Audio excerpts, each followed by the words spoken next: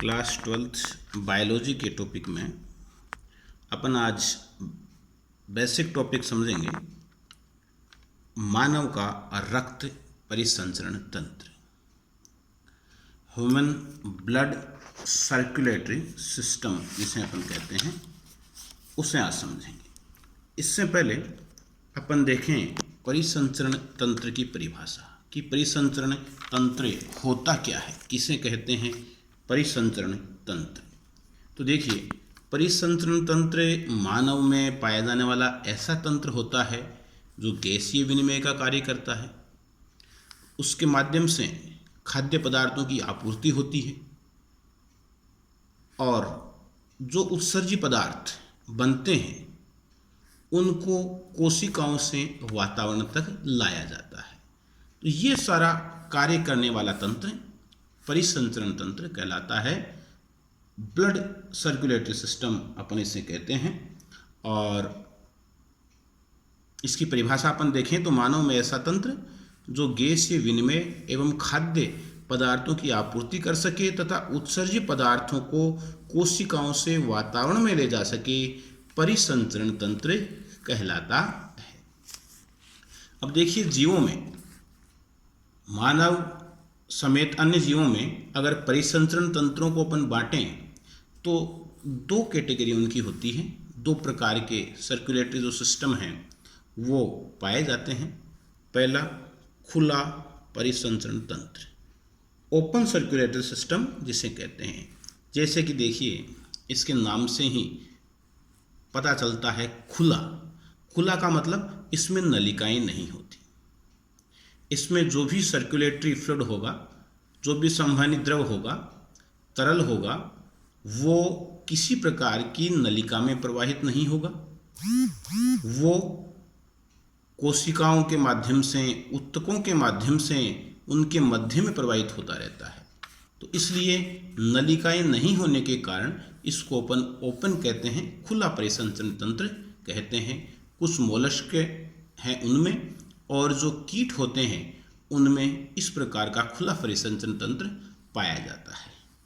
इस प्रकार के परिसंचरण तंत्र में तरल द्रव यानी संवहनी द्रव विशिष्ट नलिकाओं में प्रवाहित नहीं होता, वह कोशिका तथा ऊतकों के मध्य प्रवाहित होता है। तो इसे अपन खुला परिसंचरण तंत्र कहते हैं। उदाहरण बताया, कीट और कुछ मोलस्क में इस प्रकार का खुला परिसंचरण तंत्र पाया जाता है।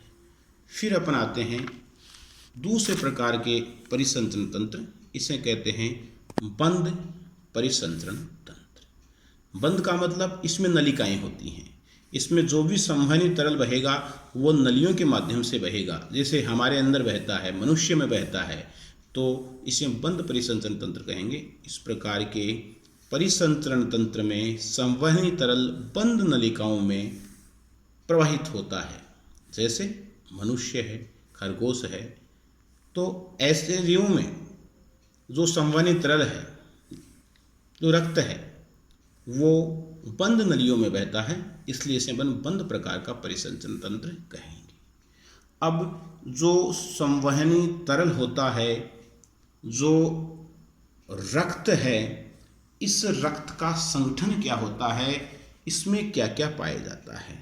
तो देखिए, मानव के अंदर जो रक्त की मात्रा होती है वो लगभग 5 लीटर होती है।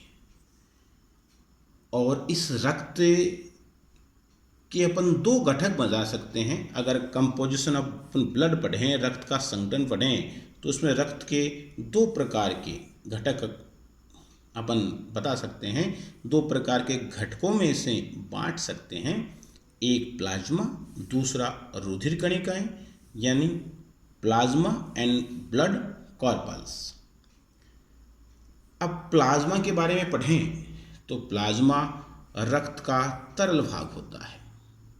रंग इसका हल्का पीला होता है, प्रकृति इसकी क्षारीय होती है और रक्त के कुल आयतन का 55% 55% प्लाज्मा होता है और शेष जो 45% होती है वो रुधिर कणिकाएं होती हैं। तो प्लाज्मा रक्त के कुल आयतन का 55% भाग बनाता है।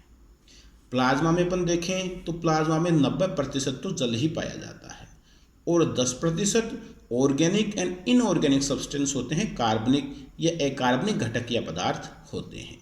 कार्बनिक घटक में अपन मुख्य रूप से देखें तो प्लाज्मा प्रोटीन्स होती हैं जो 7 से 8% तक पाई जाती हैं, और कुछ आयंस देखें तो प्रमुख आयन जो प्लाज्मा में पाया जाता है वो सोडियम होता है। अब रक्त के दूसरे भाग की बात करें तो ये है रुधिर कणिकाएं।